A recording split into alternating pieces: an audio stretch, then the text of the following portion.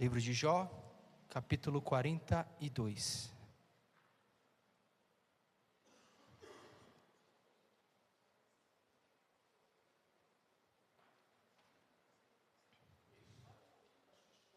Sim. Como o pastor disse, nós somos de Itapecerica da Serra, eu, a pastora Tabata, nossa família é de Itapecerica da Serra. Estamos casados há 17 anos. Agora nós temos a pequena Cecília, fez 8 meses, A gente passamos para a igreja em Osasco, ficamos em Osasco como seminaristas. Como pastor acadêmicos, nós ficamos em igreja de Ipanema, na Zona Leste. A gente ficou 3 anos lá e agora nós estamos aqui em Santana de Parnaíba. Nós percebemos o amor que Itaberaba tem, pela igreja em Santana de Parnaíba, e a gente quer honrar a vida de vocês também, neste momento, pelo caminhar, vocês são muito queridos por lá e a igreja em Santana de Parnaíba reconhece isso, Então eu trago um abraço também de cada um, de cada uma na vida de vocês. Eu sou meio tímido, mas são isso, gente. O que vocês precisarem de nós para a caminhada, podem contar conosco, que estaremos aqui disponíveis, para ajudar. Como nós sabemos, é tudo uma igreja só, nós somos todos um corpo, Quando alguém sente uma dor, a gente sente uma dor no dedinho do pé, o corpo inteiro percebe essa dor. Então, como o reino de Deus ele funciona dessa maneira, nós entendemos que temos que orar por todas as comunidades, por todas as igrejas, para que a gente possa permanecer em pé, como nós cantamos aqui. Gente, que coral! Eu gosto um pouco de música, sou amador, mas a gente ficou apaixonado. A Cecília ali, na hora que vocês estavam cantando, ela estava ali, eu acredito que estava vendo os anjos aqui neste lugar, Podem vir para cantar aqui também, olha lá. Mas glória a Deus. Jó capítulo 42, nós vamos ler do versículo 1 ao versículo 5. Pastor, o pessoal senta, fica de pé para a leitura da palavra. Então, mesmo sentados, porém com reverência à palavra do Senhor, ela vai nos dizer da seguinte maneira para mim e para você nessa noite. Então, Jó respondeu ao Senhor e disse: bem sei que tudo podes, e nenhum dos teus planos podem ser frustrados. Tu perguntaste: quem é este que sem conhecimento encobre os meus planos? Na verdade, falei do que eu não entendia, coisas que são maravilhosas demais para mim, coisas que eu não conhecia. Disseste: escute, porque eu vou falar, farei perguntas e você me responderá. Eu te conhecia só de ouvir falar, mas agora os meus olhos te veem. Abaixe sua cabeça. Doce Espírito Santo, nós sabemos que a Tua presença está neste lugar desde o início do culto, ó Pai. Desde o momento que nós saímos da nossa casa, nos arrumamos para estar aqui, em comunidade, em família, para exaltar e glorificar o Teu santo nome, ó Pai. Jesus, que o Senhor continue a passear em nosso meio. Abra, Senhor, os nossos ouvidos para que possamos compreender aquilo que o Senhor quer nos dizer nessa noite.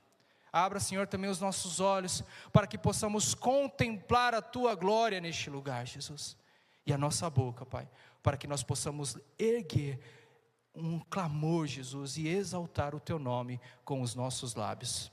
Então, Jesus, continue a passear sobre as nossas vidas. Sonde os nossos corações e que possamos compreender e provar o quão o Senhor é bom para conosco, em nome de Jesus, amém. Imagine comigo nessa noite, 2 pessoas. A primeira, um turista. Geralmente, quando nós vamos visitar algum lugar que nós não conhecemos, nós chegamos lá, tiramos fotos, nos encantamos com o local, tudo é bonito. Mas logo, por um tempo, nós vamos embora. E o que acontece com o turista? Ele passa por lugar, mas não cria raízes. Ele vê, mas não constrói. Sente, mas não permanece. E a outra pessoa é um morador. O morador é totalmente diferente. Ele conhece as ruas, sabe aonde encontrar um abrigo, sabe aonde há alimento e conhece a cada canto. Por exemplo, eu e a pastora estávamos vindo e nós nos perdemos. Pegamos a ponte ali, Cetim da Anhanguera, e eu falei, errei. Detalhe, a gente saiu 5h10 de Santana de Parnaíba, meus irmãos. Graças a Deus deu certo. Pegamos um pouquinho de trânsito. Mas se a gente não consegue, não convive, não conhece o local, geralmente a gente se perde. O morador, ele vive ali, ele se envolve, ele cuida, ele se relaciona e ele pertence àquele local. Agora, olhe para essa casa, olhe para este lugar, essa história que vocês estão vivendo. Esses 73 anos, quantos passaram por aqui como turistas na presença de Deus? Eles viram, sentiram, porém não permaneceram. Mas essa igreja só está de pé porque Deus levantou moradores da sua presença neste lugar. Homens e mulheres que escolheram viver em Deus, caminhar com Deus e permanecer em Deus. Nós não tivemos o privilégio de conhecer a Dona Domi, mas só pelo fato da história, do que nós vimos aqui, a gente viu o carinho. 73 anos não são 73 dias, 73 meses. E quando a gente olha para o texto do livro de Jó, a gente consegue perceber exatamente isso acontecendo na alma de um homem. Jó conhecia Deus, mas à distância. Ele era fiel, íntegro, devoto, mas quando os dias mal chegaram, quando tudo caiu, as perguntas dele se aumentaram. E as respostas sumiram. E ele fez uma declaração que mudou tudo. Eu conhecia só de ouvir falar, mas agora os meus olhos te veem. Jó deixou de ser turista naquele momento, para se tornar morador da presença de Deus. E nessa noite eu gostaria de trazer 3 pontos para esse aniversário, para a minha vida, para a sua vida, esse aniversário de 73 anos da Igreja Metodista em Itaberaba. Primeiro, visão sem experiência não se sustenta. No capítulo 38 do mesmo texto de Jó, no verso 2, Deus faz uma pergunta que rasga o coração de Jó. Ele vai lá e pergunta, quem é este quem escurece os meus planos com as palavras sem conhecimento? Jó percebe que sabia muito, mas conhecia pouco.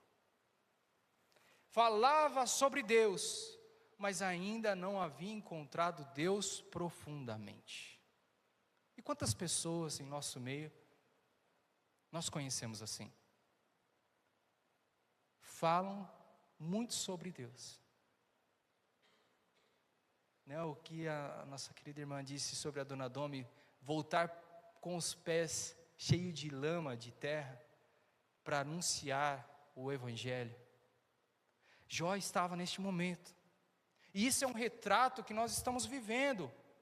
A gente sabe versículos, a gente canta música, nós temos opinião sobre tudo, mas informação não sustenta ninguém na hora da dor. A informação ela não vai trazer uma segurança na hora da dor. A visão, meu querido e minha querida, ela pode até inspirar as pessoas, mas somente a experiência com Deus vai nos sustentar nos dias maus.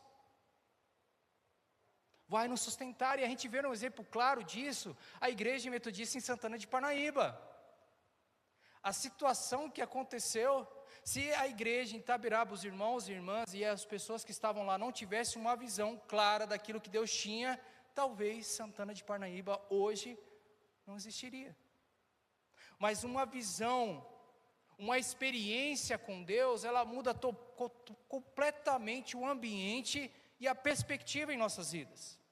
Há pessoas que têm grandes sonhos, mas desistem na primeira batalha, porque sem visão e sem experiência é frágil, é raso e é instável. A gente consegue perceber, ó, lá vem um sonhador, já ouviu falar isso? Lá vem um sonhador, porque tem um monte de ideia. A primeira ideia que não dá certo, a pessoa fala, não, não era de Deus, não vai dar certo.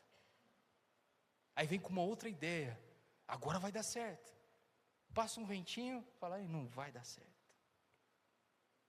Mas somente quem teve o encontro real com Deus, quem viu Deus, quem provou Deus, esse não desaba, esse não volta para trás, esse não se vende, esse não se perde, e é por isso que essa igreja está aqui há 73 anos, porque existem pessoas aqui com a visão, com a experiência de Deus, não por informação, não por emoções, mas porque teve pessoas aqui que conseguiram contemplar e ver a glória de Deus e permaneceram em Deus.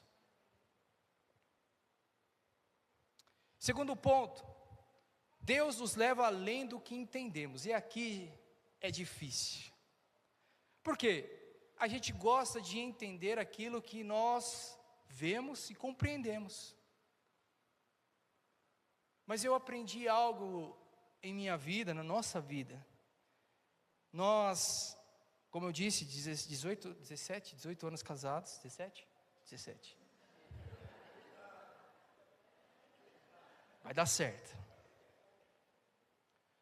E eu e a pastora, a gente casou novos, e aí a gente foi trabalhar, a gente foi viver a nossa vida, e trabalha aqui, trabalha ali, e aí vai indo a vida, e a gente fala, agora não é um momento, e a nossa família falando, quando que vai vir um neto? Quando que vai vir um neto? Não, não é agora.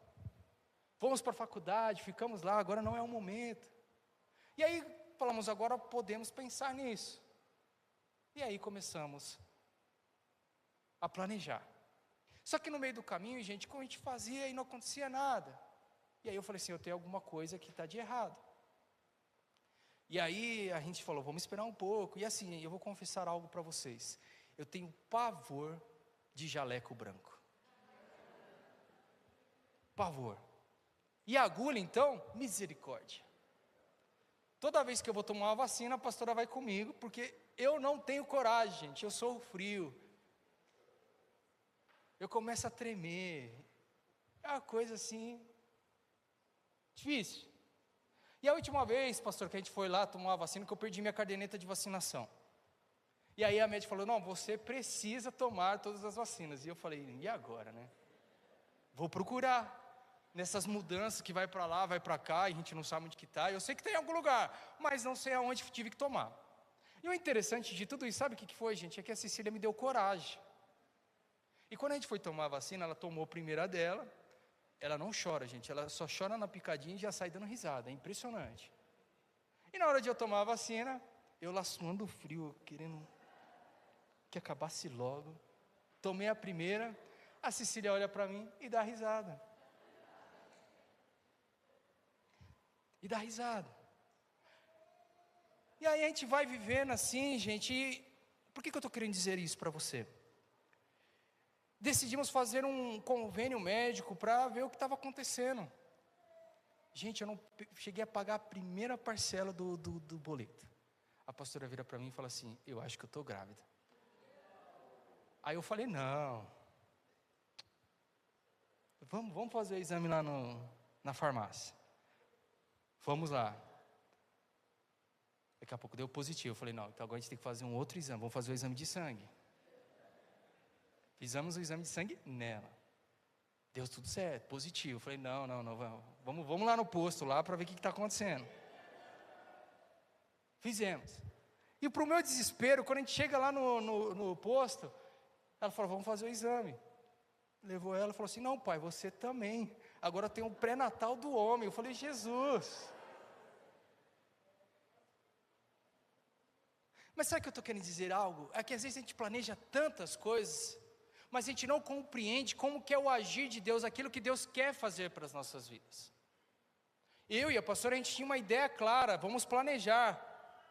Mas eu chegou a pagar a primeira parcela, Deus falou, agora que eu vou enviar a Cecília. Então a gente não consegue compreender, e Jó ele reconhece disso e fala, falei do que eu não entendia. E quantas vezes nós também somos assim? Deus está falando algo claro para mim, para você, durante a semana, durante a nossa caminhada, e a gente fala assim: não, Senhor, não estou, eu quero uma resposta sua.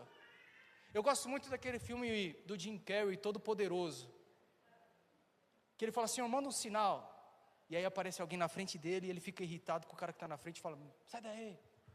Aí tem uma placa, pare. Ele fala: Senhor, eu quero um sinal, e Deus está falando: pare.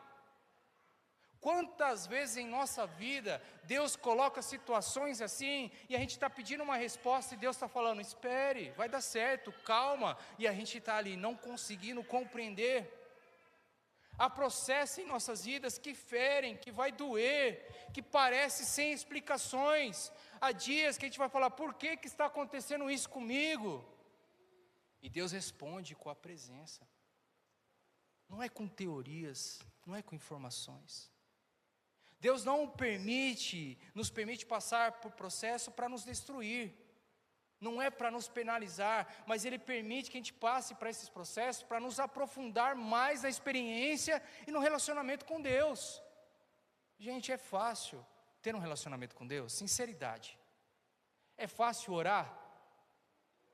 É fácil ler a palavra de Deus? Eu vejo aqui que tem um monte de programação, segunda, terça, quarta, da oração, e glória a Deus por isso.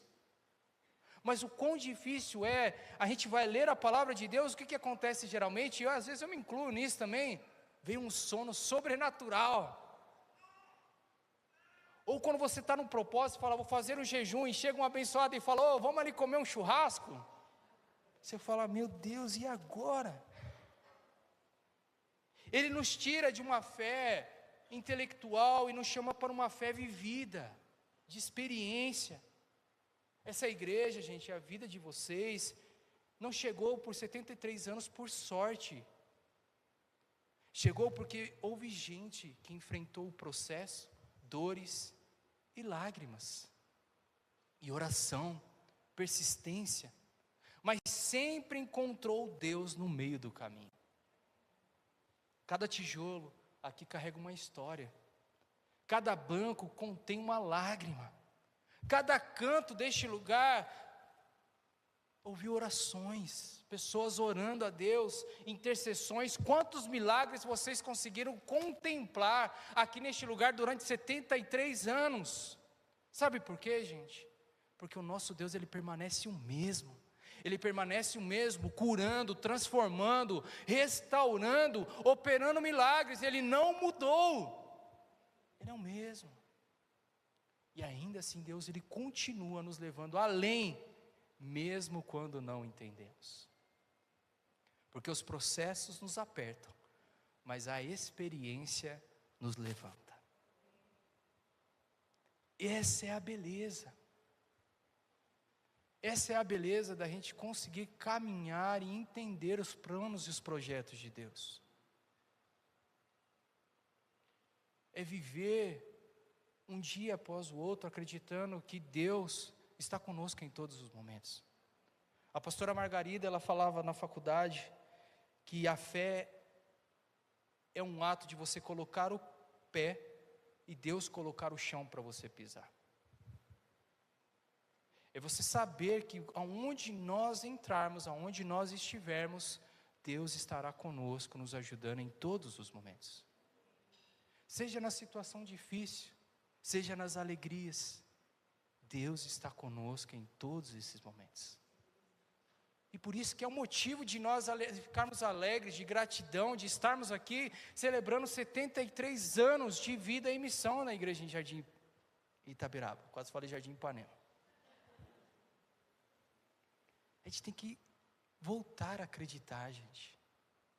A gente não pode ser turistas na presença de Deus, mas nós temos que ser moradores na presença de Deus. É legal a gente ir a algum lugar e tirar foto, conhecer lugares bonitos, mas não tem nada melhor que voltar para a nossa casa. E não tem nada melhor quando a gente consegue entender que nós somos moradores do reino de Deus. Deixa eu dizer algo para você. Aqui é passageiro, mas existe um lugar para mim e para você, lá no lar celestial, onde Deus está esperando a nós. Por isso que nós temos que continuar anunciando o Evangelho. Por isso que nós temos que continuar 74, 75, 76, e aí vai. Que possamos ser diferença neste lugar, nesse bairro. Que as pessoas possam enxergar em nós, e eu já me incluo também, que há algo diferente em nós. Soraya Juncker cantava: há um povo diferente nesse lugar, há um povo vivo nesse lugar. Aí eu não lembro o restante. Mas nós temos que ser diferentes.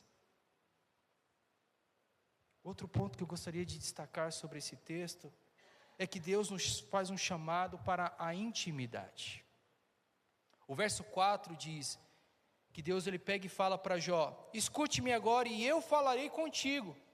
E isso é extraordinário. Imagina só você na sua casa, no seu momento de oração, e Deus fala para mim e para você: escute agora porque eu quero falar com você. Isso é sobrenatural, é extraordinário. E às vezes a gente tem que fazer algumas coisas meio doidas mesmo. A gente estava precisando de uma resposta, eu e a pastora. Aí a pastora catou uma cadeira lá na sala, colocou no meio da sala. Aí eu fiquei olhando para ela, falei: ué, o que está acontecendo aqui?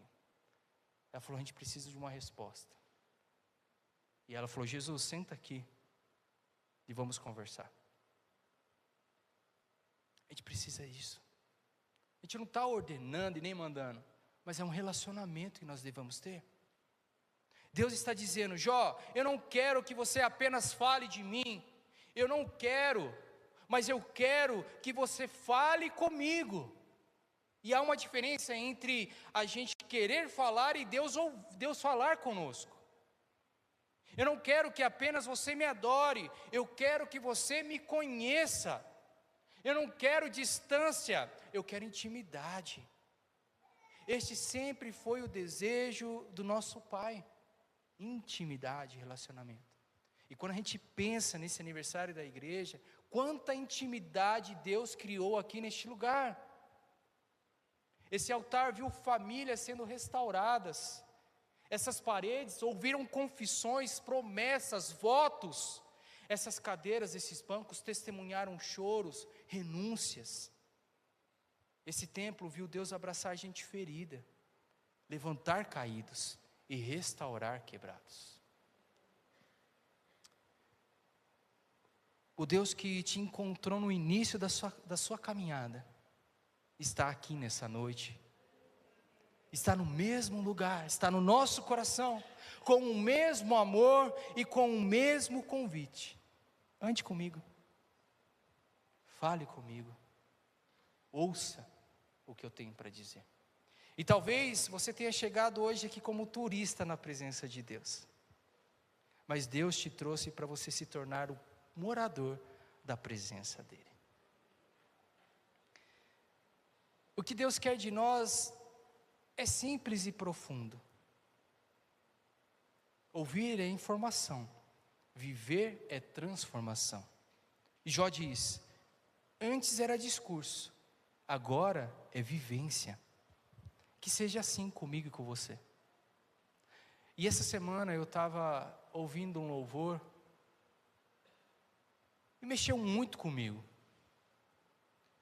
Pra te adorar eu vivo, pra te adorar eu vivo, só pra te adorar.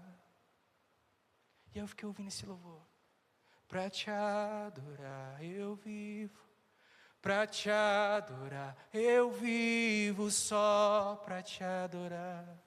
E aí veio uma pergunta: será que realmente esse é o desejo do meu coração? Eu estou vivendo para Deus para adorá-lo? Será que a minha existência daquilo como cristão, como comunidade, como pastor, como ser humano, esse é o desejo de viver para adorar a Deus? Será que eu estou da mesma maneira que Jó? Eu não quero mais discurso, eu quero agora vivência, eu quero ter experiência. Nós não estamos aqui porque ouvimos falar, estamos aqui porque Deus está agindo no meio de nós. Quantos milagres você viveu essa semana, meu querido e minha querida? Você está conseguindo respirar hoje? Você está conseguindo levantar e adorar ao Senhor com as suas mãos? Isso é uma dádiva. Esse é o maior milagre que nós podemos ter, o fôlego de vida. Quantas pessoas que nós conhecemos que estão no leito de hospital? Não estamos aqui porque ouvimos falar. Estamos aqui porque vimos o agir de Deus neste lugar. Salmo 126, o verso 3 diz: grandes coisas fez o Senhor por nós, e por isso, você está alegre nessa noite aqui? Você está alegre mesmo nessa noite aqui? Posso ouvir um glória a Deus? Grandes coisas o Senhor fez por nós, por isso nós estamos alegres. 63 anos não são apenas tempo, são milagres, são testemunhos, são histórias reais com Deus. Uma igreja não permanece por décadas, por apenas visões, mas ela permanece quando vive experiências reais com Deus.